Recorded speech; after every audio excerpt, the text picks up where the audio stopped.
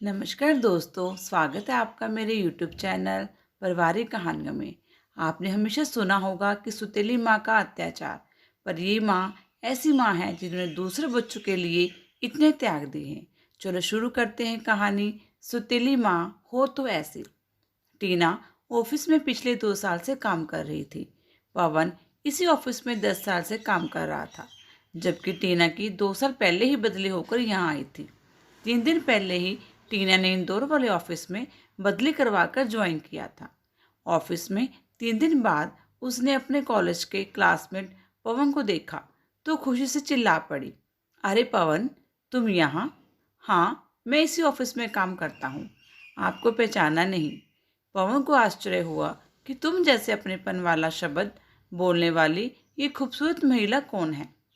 वही साथ में काम करने वाले आसपास के कर्मचारी दोनों को हैरानी से देख रहे थे कि कहीं टीना को गलतफहमी तो नहीं हुई है।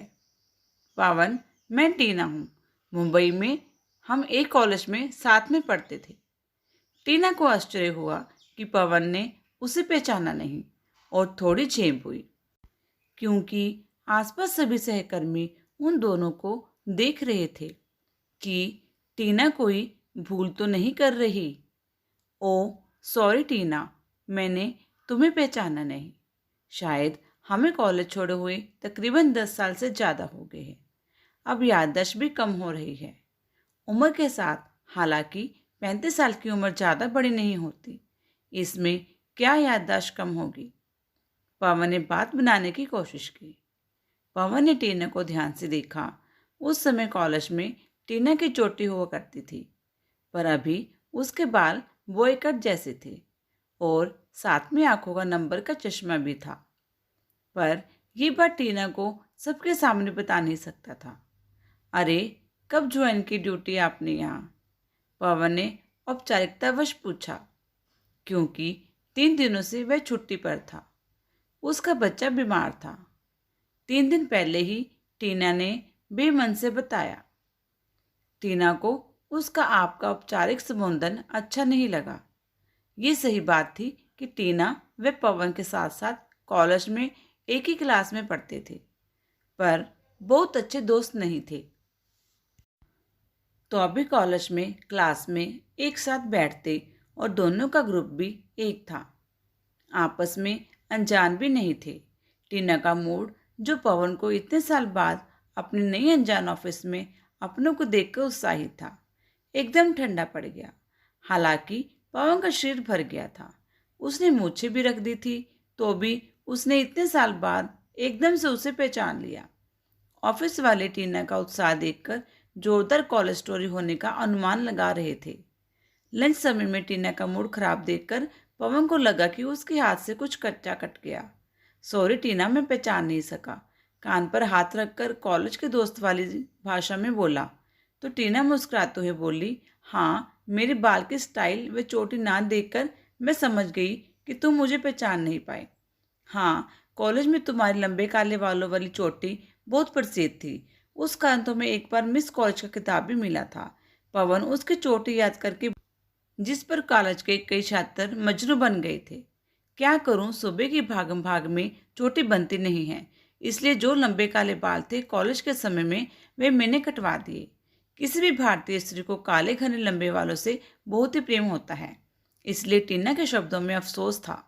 हम जब कॉलेज में या शहर में एक साथ होते हैं तो भले ही हमारे संबंध बहुत ज़्यादा घनिष्ठ नहीं हो, पर जब हम अलग शहर में और बहुत समय बाद मिलते हैं तो ऐसा लगता है कि हम बहुत ही करीब थे और बिछड़कर मिले हैं।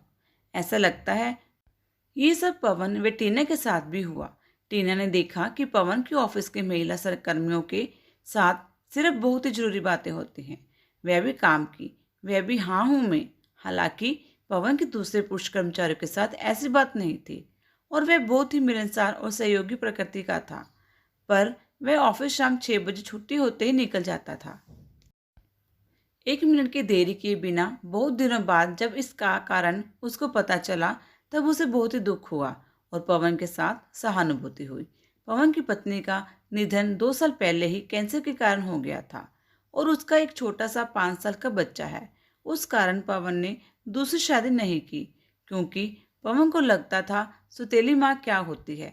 ये सोचकर उसे डर लगता था। अपने बेटे के भविष्य के बारे में उसे पवन पर गर्व हुआ कि इतनी मानसिक व शारीरिक तकलीफों के बाद भी वह सिर्फ अपने बेटे के भविष्य का सबसे पहले सोच रहा है। इस कारण वह महिला सहकर्मी से बात तक नहीं करता है। अरे टीना, तुमने मुंबई जैसी जगह से अपनी बदली यहाँ करवा दी। वहाँ तो तुम्हारा अपना घर भी है। कैंटीन में एक दिन दोपहर का खाना खाते हुए उसने औपचारिकतावश से पूछा। इसलिए क्योंकि वहाँ घर है, टिफिन पैक करते हुए टीना ने जवाब दिया। मतलब पवन समझ ना सका कि कोई अपना घर घर होने के कारण छोड़ता है। मैं अपने घर में सब भाई बहनों में सबसे बड़ी थी। मेरे पापा के अचानक गुजर जाने के बाद कोई कमाने वाला नहीं रहा। भाई बहन पढ़ रहे थे। मुझे पापा की जगह नौकरी मिल गई। इस कारण घर अच्छी तरह चलने लगा। आर्थिक स्थिति खराब होने से पहले ही बच गई थी और भाई बहन की पढ़ाई वैसे ही चलने लगी। अब मैं शादी नहीं कर सकती थी। यदि शादी कर दी तो घर की आर्थिक स्थिति खराब हो जाती और भाई बहन का कैरियर और दूसरी तकलीफें उत्पन्न होती। एक बार एक अच्छा परिवार देखने आया तो मैंने हिम्मत करके उन्हें शादी के लिए यही शर्त रखी कि मेरी सैलरी का कुछ हिस्सा घर वालों को दूंगी। शादी के बाद तो बात वहीं की वहीं ख़त्म हो गई।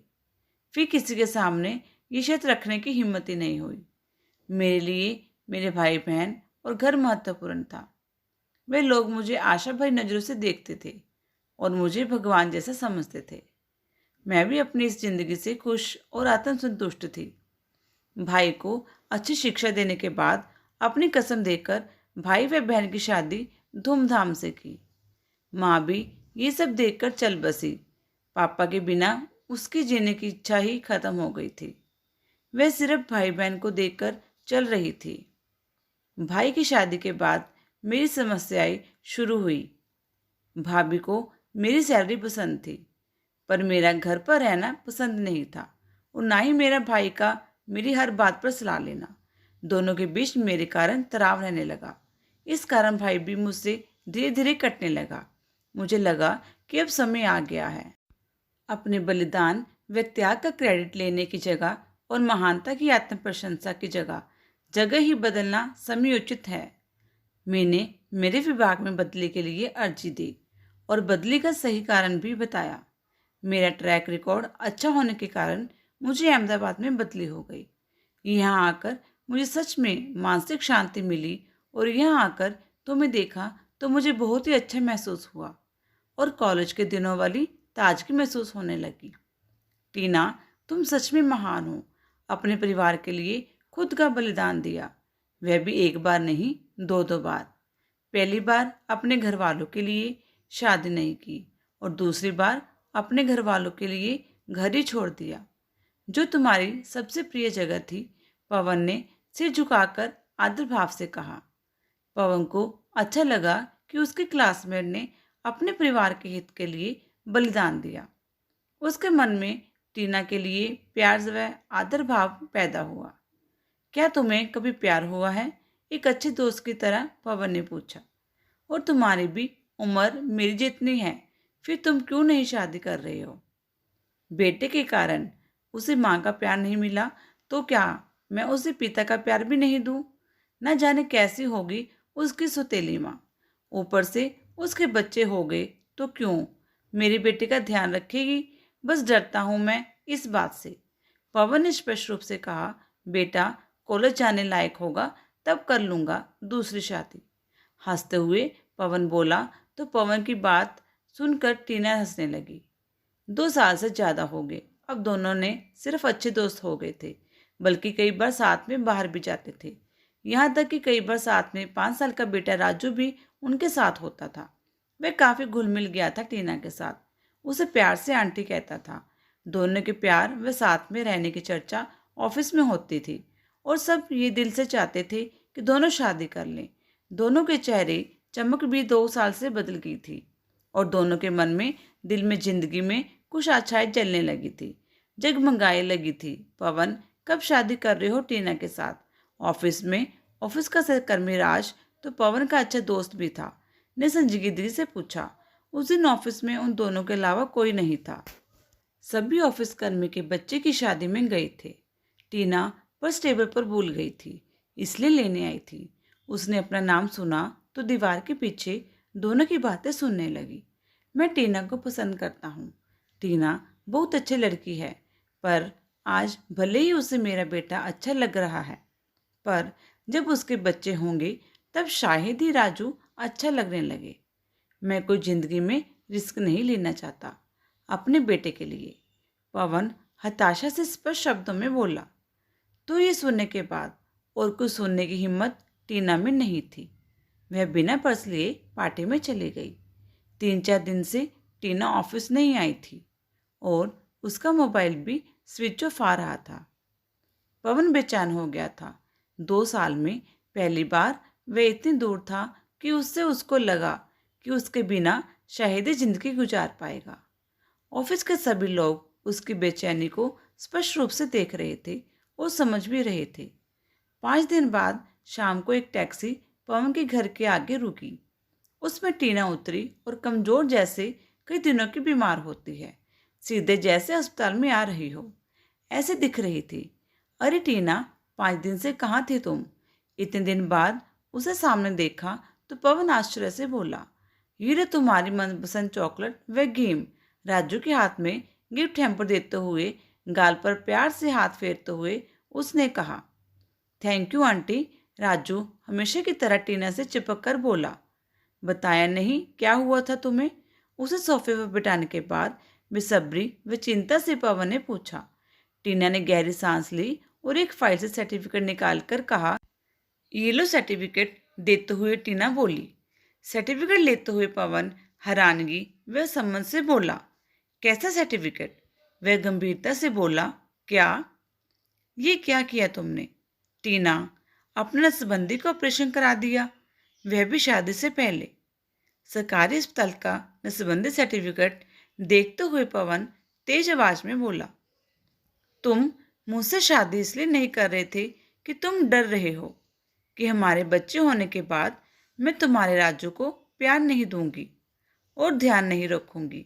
मैंने ये विश्वास दिलाने के लिए ही राजू ही मेरा प्रथम व आखिरी बच्चा है, इसलिए भविष्य में मेरे कभी बच्चे ही नहीं हो, इसलिए मैंने ये ऑपरेशन ही ख़त्म कर लिया, बच्चा ना होने का ऑपरेशन ही करा दिया। पवन, मैं तुम्हें खोना नहीं चाहती हूँ, टीना भावपूर्ण स्वर में बोली। तो पवन बोला, टीना, तुमने एक बार फिर तीसरी बार अपना बलिदान दे दिया। अपनों के लिए मेरे पास तुम्हारी महानता के लिए शब्द नहीं है। प्यार से गले लगाते हुए पवन रो पड़ा। हेलो दोस्तों, आपको ये कहानी कैसी लगी? अगर अच्छी लगी लाइक और कमेंट जरूर करना और मेरे चैनल पारिवारिक कहानियों को सब्सक्राइब करना ना भूलना। धन्यवाद।